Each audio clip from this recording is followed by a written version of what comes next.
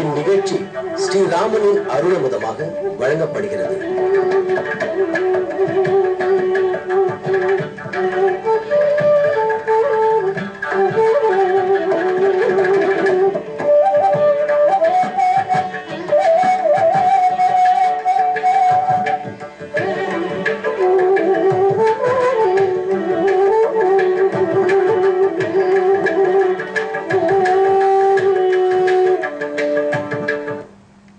பல்லாண்டு பல்லாண்டு பல்லாயிரத்தாண்டு பலகோடி நூறாயிரம் மல்லாண்டதெண்டோள் மணிவண்ணா உன் சேவடி செவ்வி திருக்காப்பு அடியோமோடும் நின்னோடும் பிரிவின்னி ஆயிரம் பல்லாண்டு வடிவாயனின் வலமார்கனில் வாழ்கின்ற மங்கையும் பல்லாண்டு வடிவார் சோதி வலத்துறையும் சுடர் ஆழியும் பல்லாண்டு படபோர் பொக்கு முழங்கும் அப்பாஞ்ச சன்னியமும் பல்லாண்டே. பெரியாழ்வார் பகவானுக்கு பல்லாண்டு பாடும்போது அவருடைய திருமார்பில் எழுந்துருளி இருக்கும் ஸ்ரீ மகாலட்சுமி, வலக்கையில் பிடித்திருக்கும் சக்கரம், இடக்கையில் பற்றியிருக்கும் சங்கம், இவர்கள் அனைவருக்கும் சேர்த்தே பாடுகிறார். பகவானை அவன் அடியார்களை முன்னிட்டு கொண்டு அவர்களோடு சேர்ந்து தொழுவதே நம் பண்டைய காலத்து மரபு. அதை போல இன்றும் ராமரை சேவிப்பதற்கு முன்பாக வாசல் காத்து கொண்டிருக்கும் துவாரபாலகர்கள், உள்ளே எழுந்துருளி இருக்கும் சக்கரத்தாழ்வார் ஆகியோரை முதலில் சேவிக்க போகிறோம். ஏற்கனவே சொன்னபடிக்கு ராமன் காட்டுக்கு புறப்பட்டார். அந்த காடே அவருக்கு சுகம் கொடுத்தது. இப்ப நாம் இருப்பதும் பெங்களூரு மாநகரத்தின் சங்கரி என்னும் இடத்தில். இந்த காடு முன்னொரு காலத்தில் பெருத்த ஆனந்த நிலையமாகவே இருந்தது. இப்போது மிகுந்த நகரகமாக மாறியுள்ளது.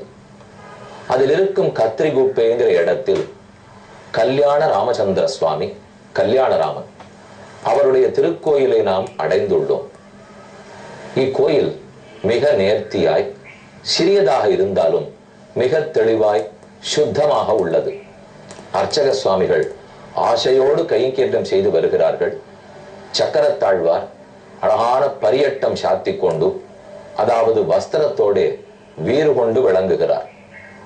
ராமன் மனிதனாக பிறந்திருந்தாலும் அவன் எதை தன் ஆயுதமாக பயன்படுத்தினாலும் அது சக்கரத்தினுடைய அம்சமாகவே இருக்கும். சக்கரத்தாழ்வார் என்றும் ஹேதிராஜன், ஹேதி புங்கவன், ரதாங்கம், சுதர்சனர் என்னும் பல பெயர்களோட திருநாமங்களோடு விளங்குகிறார் சக்கரம். ராமன் பயன்படுத்தியது வில்லைத்தான். ராமனுக்கு ஆயுதம் வில், பலராமனுக்கு ஆயுதம் கலப்பை, கண்ணனுக்கு ஆயுதம் வலது கையில் பிடித்த சிறு கோல். வயதான பிற்பாடு குதிரை ஓட்டவும் அந்த கோலே, சிறு வயதில் மாடு மேய்க்கவும் அதே கோல். இதுவே பெருமானுடைய திருக்கையில் இருந்த ஆயுதம். அதே வாமனமூர்த்தியாக பிறந்து உலகத்தை தாவி அளந்தார். அப்போது மகாபலி சக்கரவர்த்தி தண்ணீர் வார்த்து 3 அடி மண் கொடுப்பதற்காக தன் கமண்டலத்திலிருந்து நீரை ஊற்றினான். அதை கொடுத்து விட்டால் நாடு பறிபோகும், பகவான் உலகத்தை தாவி அளந்து மகாபலியை ஒன்றுமில்லாதவனாக ஆக்கி விடுவான் என்று நினைத்த சுக்கராச்சாரியர் ஓர் பூச்சி வடிவத்தை எடுத்துக்கொண்டு கமண்டலு நீரை தடுத்தார். அப்போது வாமனமூர்த்தி சின்ன தர்ப்பம் ஒரு புல்லை எடுத்து கமண்டலவின் ஓட்டையில் விட்டு கிளற சுக்கராச்சாரியர் கண் இழந்து போய் பூச்சி வெளியில் வந்து விழுந்தது. அதை பற்றி பெரியாழ்வார் பாடும்போது சுக்கிரன் கண்ணை துரும்பால் கிளறிய சக்கர கையனே அச்சோ அச்சோன்னு பாடுகிறார். சுக்கராச்சாரியருடைய கையை கிளறினாய், கண்ணை கிளறினாய், கிளறின சக்கரத்தை கையில் பற்றினவனே என்றால் வாமனமூர்த்திக்கு சக்கராயுதம் கையில் கிடையாது. அப்ப ஒரு தர்ப்ப புல், அதை பயன்படுத்தினாலும் அது சக்கரத்தின் அம்சம். அதே போல் ராமன் சிறந்த சாருங்கம் என்னும் வில், அதை பயன்படுத்தினால் அதுவும் சக்கரத்தின் அம்சம். எந்த ஆயுதத்தை பெருமான் பயன்படுத்தினாலும் சக்கரத்தாழ்வானின் அம்சம். எந்த வாகனத்தை பகவான் உபயோகப்படுத்தினாலும் அது கருடனின் அம்சம். எந்த படுக்கையை எம்பெருமான் உபயோகப்படுத்தினாலும் அது ஆதிசேஷனின் அம்சம். இன்று நாம் ராமனின் ஆலயத்தில் கல்யாண ராமனை சேவிக்க போகிறோம். இப்போது பரிவாரங்கள் அனைவரையும் சேவித்துக் கொண்டோம். இனி நாம் அடுத்த நாள் சந்திக்கும் போது நேரே ராமனை சேவிக்கலாம். அதற்கு முன்பாக ராமனும் லக்ஷ்மணனும் சீதையும் நேரே காட்டுக்கு புறப்பட்டார்கள். மக்களுக்கெல்லாம் வருத்தம். ராமன் வேறு வடக்கு நோக்கி தன் தேரை ஓட்டச் சொல்லி மக்களை ஒருவாறு ஏமாற்றி விட்டு அவர்களிடத்தில் விடை பெற்றுக் கொள்ளாமலே தெற்கு நோக்கி நடந்தான். மக்களும் ராமன் ஒரு வேளை அயோத்தியை நோக்கி வந்திருப்பார்களோ என்று நினைத்து திரும்பினார்கள். ஆனால் ராமன் இல்லை. வீட்டு பெண்டிர்கள் எல்லாம் ஆண்களை உள்ளே வரவிட மறுக்கிறார்கள். ராமனோடு வந்தால் வாருங்கள், இல்லையே நீங்களும் ராமன் இருக்கும் இடத்துக்கே போங்கள், நாங்கள் எங்கள் உயிரை மாய்த்து கொள்கிறோம் என்று பிடிவாதமாக மக்கள் எல்லாரும் பேச, ஆனால் வேறு வழியற்று போய் குழந்தைகளுக்கு பால் கொடுக்க மறந்தவர்கள், நோயாளிகளுக்கு சிகிச்சை பண்ண மறந்தவர்கள், அவனவன் அக்னி காரியத்தையே மறந்தவன், இப்படி எத்தனை ஆலமந்து போயிட்டு அயோத்தி பட்டணம் அதில் தான் இருந்தோம். இப்ப நாம பார்க்க வேண்டியது 49வது சர்க்கம், ஜானபத ஆக்ரோஷம். அயோத்தி மாநகரத்து ஜனங்கள் எல்லாரும் ஆக்ரோஷப்பட்டு என்ன செய்வதென்னே தெரியாமல் தவிக்கிறார்கள். ராமோபி ராத்திரி சேஷேன தேனைவ மகதந்தரம் ஜதாம புருஷ வியாக்ரா பிதுர் ஆக்ஞாம் அனுஸ்மரன். இனி நாம் இங்கிருந்தால் ஆபத்து. நம் தந்தைக்கு கொடுத்த வரம், கைகேயிக்கு கொடுத்திருக்கும் வாக்கு, அதை காப்பாற்ற வேணுங்கிறதுக்காகவே ராமன் தெற்கு நோக்கி புறப்பட்டார். சில விஷயங்களை நாம் இங்கு சிந்தித்து பார்க்க வேண்டும். நாமும் வாழ்க்கையில் சத்திய பிரமாணம் எடுத்துக் கொள்கிறோம். சில இடங்களில் நாம் சொன்னபடி நடக்க வேண்டி வருகிறது. அப்போது அப்படியே நடந்து விடுகிறோமா? எல்லாரும் ஒத்துக்கொண்டார்களானால் நடப்போம். ஒரு சிறு துளி ஏதேனும் இடைஞ்சல் வந்தால் நிறுத்தி விடுவோம். ஆனா ராமனை பொறுத்தவரை ராமநாட்டம் பல பேருடைய ஆதரவு இருந்து போகாதே போகாதே, அவள் ஒருத்தி சொன்னத்தை நீ கேட்க வேண்டியதில்லை, நாங்க இத்தனை பேருமே சொல்லுகிறோம், திரும்பவா. இதை போலெல்லாம் சொல்லுவதற்கு நமக்கு ஆள் கிடையாது. நாமே நம்ம கொடுத்த வாக்குலேருந்து மீறத்துக்கு ஏதான வழி கிடைக்குமான்னு நாமே தேடிக்கொள்வோம். ராமன் நினைத்திருந்தால் ஒரு நிமிஷத்தில் சொல்லியிருக்கலாம். அந்த தந்தையே அழுகிறார், வசிஷ்டர் வேண்டாம் என்கிறார், மக்கள் அத்தனை பேரும் தடுக்கிறார்கள், ஆகவே நான் போக தேவையில்லை என்று ஒரு சாக்கு சொல்லி தான் போகாததற்கும் சரியான காரணம் கற்பித்திருக்கலாம். ஆனால் ராமன் அப்படி செய்யவில்லை.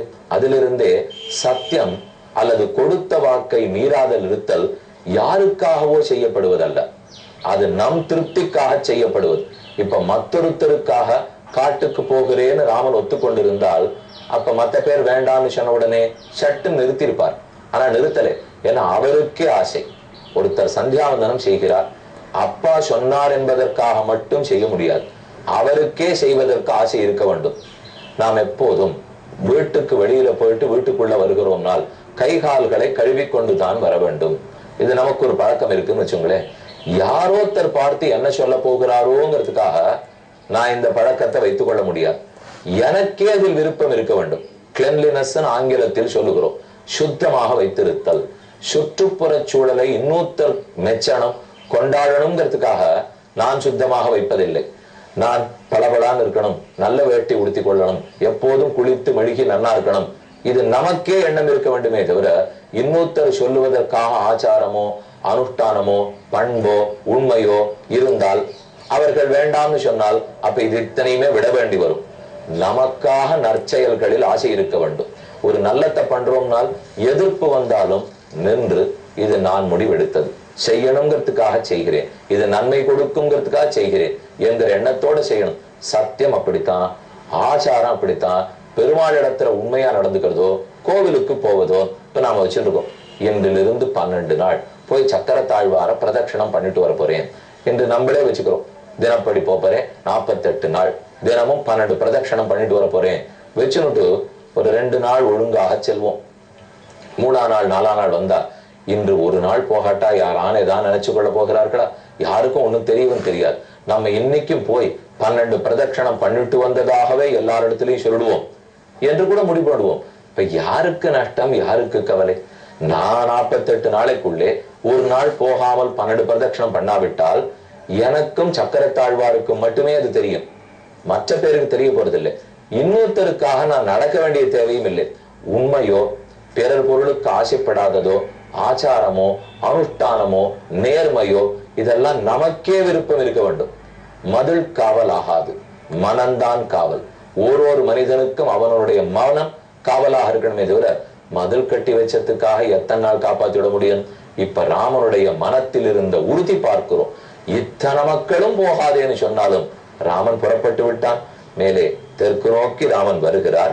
ஸ்ருண்வன் வாசா மனுஷ்யானாம் கிராம சம்வாசவாசினாம் ராஜானம் திக் தசரதம் காமஸ்ய வசமாஸ்திதம். அவன் ஒரு கிராமமாக தாண்டுகிறான். ராமனும் லக்ஷ்மணனும் சீதையும் தேரில் அமர்ந்திருக்கிறார்கள். தேர் தெற்கு நோக்கி வருகிறது. சுமந்திரன் ஓட்டி வருகிறார். அப்ப அங்காங்கு இறங்கி மக்கள் எல்லாம் என்ன பேசிக் கொள்ளுகிறார்கள் என்று கிராமமா பார்க்கும்போது அனைவரும் இதே பேச்சு. ராமன் நாட்டை விட்டு புறப்பட்டானாமே, வடக்கே போவதாக சொல்லிவிட்டு வேறெங்கோ சென்று விட்டானான். தயரதனுக்கு புத்தி எங்கு போயிருக்கு? ஏன் இப்படி நடந்து கொள்ளுகிறார்? ராமனை போய் அனுப்பி இருக்கலாமா? ஓர் உயிர் அல்லவா? ராமனின் நாட்டை அட்டாவிடில் நாம் எல்லாம் என்ன செய்ய போகிறோம் என்று வருத்தத்தோட பேசிக் கொண்டிருந்தார்கள். இதை கேட்ட ராமனுக்கு தாய் சொல்லுக்காக நாட்டை துறந்தோம், சுகபோகத்தை துறந்தோம், அதை பற்றி வருத்தம் இல்லை. ஆனால் இந்த மக்களை ஆண்டு அவர்களுக்கு நல்லது செய்ய முடியாமல் போய்விட்டதே. தசரதன் நல்லது செய்வார், நேற்று வரை செய்து கொண்டிருந்தார். ஆனால் அந்தோ நாம் பிரிந்த பிற்பாடு அவர் நிலை நாட்டை ஆள விடுமா? அவரால் தைரியமாக எழுந்து நிற்க முடியுமா? முடியாதென்றால் அப்ப மக்களுடைய நிலை என்ன? ஒரு பக்கத்தில் ராமனுக்கு சத்தியத்தை மீறாமல் இருந்தோம், தந்தை சொல்லை காப்பாற்ற நடந்தோம், இந்த திருப்தி இருந்தாலும் மற்றொரு புறத்தில் வருத்தம். இவ்வளவு கஷ்டப்படுறார்களே ஜனங்கள்லாம், இத்தனை நல்லவர்களுக்கு போய் நாம நல்லது முடியாமல் செய்ய போயிட்டே என்றும் ஒரு புறம் வருத்தம். ஒரு நதியாக கிடக்கிறார். அஹோ தசரதோ ராஜா நிஸ்நேகா ஸ்வசுதம் பிரதி பிரஜானாம் அனகம் ராமம் பரித்யக்து மிகச்சதி. ராமனிடத்தில் தசரதனுக்கு விருப்பம் இல்லையா? அன்பில்லாம போகுமா? 60,000 வருடம் ஆண்டார். அத்தனை நாளும் பிள்ளை பேர் இல்லை. இப்போது பிள்ளை பெற்றார். 25 வயசு பிள்ளைய காட்டுக்கு அனுப்புவார். என்ன வந்தது நம் மன்னனுக்கு? இத்தனை நாளும் நேர்மையாக முடிவெடுத்தவருக்கு இப்போது தெரியவில்லையா என்கிற பேச்சை எல்லாம் கேட்டுக்கொண்டே ராமன் ஒரு நதியாக, முக்கியமான 3 ஆறுகள் இன்று நீங்க அங்க போனீங்கன்னா தரிசித்துக் கொள்ளலாம். பாரத பூமி எத்தனையோ புண்ணிய நதிகள் அடைந்த பூமி. வடக்கே எங்கோ கங்கை, யமுனை, சரஸ்வதி, கிழக்கு புறத்தில் பிரம்மபுத்திரா, நர்மதா, தபதி, நடுவில் இருக்கும் கோதாவரி, கிருஷ்ணா, தெற்கே இருக்கும் காவிரி, வைகை, தாமிரபரணி, பாலாறு, பெண்ணையாறு, எத்தனை ஜீவ நதிகள், வற்றாத நதிகள், எத்தனை புண்ணிய கதைகளுடைய நதிகள். அதிலே 3 நதிகள் முக்கியமானவற்றை கடக்கிறார். ததோ வேதஸ்ருதிம் நாம சிவவாரிவகாம் நதீம் உத்தீர்யாபிமுகா பிராயாத் அகஸ்தியாத்யுஷிதாம் திசம். கீழ்நோக்கி ஓடு வருகிறாள் ஆசிரியமான வேதஸ்ருதி. இது முதல் நதி. இரண்டாவது கோமதியும் கோயுதா நூபாம் அபரத் சாகரங்கமாம். சாகரத்தை நோக்கி ஓடும் கோமதி நதி வேதஸ்ருதி. இரண்டாவது கோமதி. மூணாவது சந்திகா மயூர ஹம்சாபிருதாம் ததார சந்திகாம் நதீம் ச மஹீம் மனுனா ராஜ்ஞா தத்த அபி தத்தாம் இக்ஷ்வாகவே புரா ஸ்பீதாம் ராஷ்டிரவிருதாம் ராமஹ வைதேகீம் அன்வதர்சயத். மனு பகவான் இக்ஷ்வாகுவுக்கு கொடுத்த நாடு அங்கு ஓடிக்கொண்டிருக்கும் இந்த நதிகள் இவற்றையெல்லாம் காட்டி இதனுடைய பழைய வரலாற்றை சீதைக்கு ராமன் எடுத்துரைத்தார். கதாகம் புனராகம்ய சரவ்யாஹா புஷ்பிதே வனே மிருகயாம் பர்யடிஷ்யாமி மாத்ரா பித்ராச்ச சங்கதா. சீதே, எப்போது நான் திரும்ப வந்து இந்த நதிகளிலே விளையாடி நம் தாய் தகப்பனோடு சேர்ந்து இருக்க போகிறோம்னு தெரியவில்லை. நாத்தியர்த்தம் அபிகாங்ஷாமி மிருகயாம் ஸ்வரயூவனே ரஹிதோர்ஷாதுலா லோகே ராஜரிஷி கண சம்மதா. எனக்கு மற்றதிலும் விருப்பமில்லை. ஆனால் நம் தாய் தந்தையரோட சேர்ந்து இந்த நதிக்கரையில் நீராடி உன்னோடு புண்ணிய காரியங்களை திரும்ப எப்போது செய்வேனோ விடை பெற்றுக் கொண்டு போவோம். திரும்ப சீக்கிரத்தில் வருவோம். ச தமத்வானமைக்ஷ்வாகா சூதம் மதுரையாகிறா தன் தமர்த்தம் அபிப்பிரேத்திய யயவ் வாக்கியம் உதீரையன். இப்படி ஆனந்தமாக பேசிக்கொண்டே மேலும் தெற்கு நோக்கி ராமன் வருகிறார். கங்கக்கரை அடைகிறார். இனி குகனோடைய தோழமை கொள்ள போகிறார். கேட்போம்.